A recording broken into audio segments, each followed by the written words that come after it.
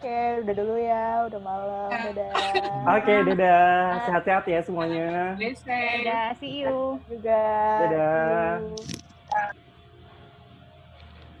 Ever since the COVID-19 pandemic hit the world, the way we communicate with each other has been shifting. 25-year-old Tina Artinovianti has not visited her parents in Java for several months now. However, she has been calling her parents more frequently compared to before the pandemic. Dulu kan waktu aku masih bisa curi-curi waktu buat pulang, ya udahlah video call-nya paling 1 minggu tuh bisa 3 kali. Sekarang tuh kayak setiap ada waktu aku jadi video call sama keluarga aku karena ya udah nggak bisa pulang. With the pandemic showing no sign of receding in the near future, we are still likely to rely on virtual meetings to interact with others. However, some limitations may keep us from regularly communicating with our loved ones, such as signal disruption. Biasanya orang-orang tuh kalau misalkan di video call mereka tuh nggak bener-bener banyak yang diceritain tuh. Karena kita juga harus gitu, kita tuh harus adjust waktu kita kan. Misalkan ya udahlah video call ya, ayo gitu kita video call. Tapi kadang-kadang mereka ada interupsi apa. Tapi kalau misalkan ketemu langsung, itu tuh mau nggak mau pasti ya kesannya tuh beda. Mau nggak mau apa yang lebih gimana ya, lebih anget aja gitu loh. Kalau ini tuh cuman sekadar ya udahlah gitu video call terus diceritain apa aja, kayak cuman highlightnya doang gitu yang mereka ceritain. Psychologist Baby Jim Aditya is aware of the drawback of virtual meetings. She explains that there was no energy exchange during virtual interactions.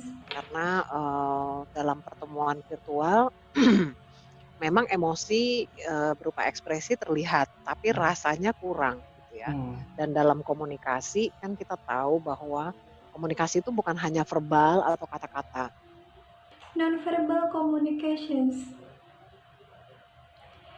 hand gestures, face expressions, tempo, intonations, articulations, and Virtual accents. mungkin ada yang terdistorsi ya dari semua tiga itu.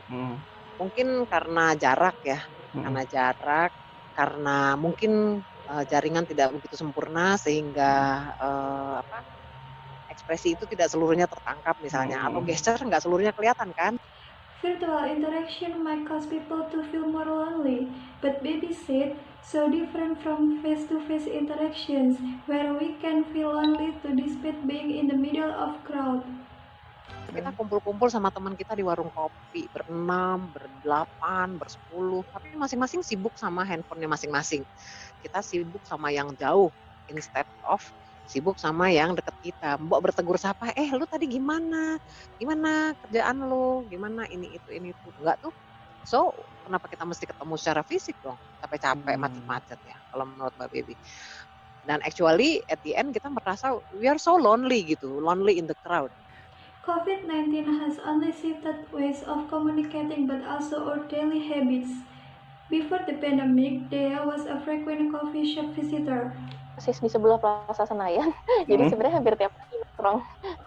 Karena sekedar ngopi ke Starbucks atau ke food court atau ke restoran, dan itu juga kadang bosku tuh tipikal orang yang laid back kan, jadi dia sebenarnya lebih suka ngobrol-ngobrol santai, ngomongin soal kerjaan secara nggak serius, sehingga kita lebih sering makan siang di luar. Jadi kalau seminggu bisa dikatakan 3-4 kali, ya hampir tiap hari. Dan tentunya selama pandemi itu berarti kultur makan-makan itu hilang gitu ya, Dea? Makan-makan di luar itu tentunya. Iya, benar-benar hilang. This change of culture has affected many coffee shops, including Relung Kopi in Tebet, Jakarta. They have suffered a decline in sales because of Jakarta's large-scale social restriction policy. Waktu adanya peraturan PSBB itu yang tidak boleh terima dine-in itu pengaruhnya sampai penurunan sales-nya sekitar 80%. When Jakarta entered its traditional PSBB phase in early June, customers start returning to Relung Kopi. The coffee shop now provides outdoor seating to help customer maintain a safe physical distance.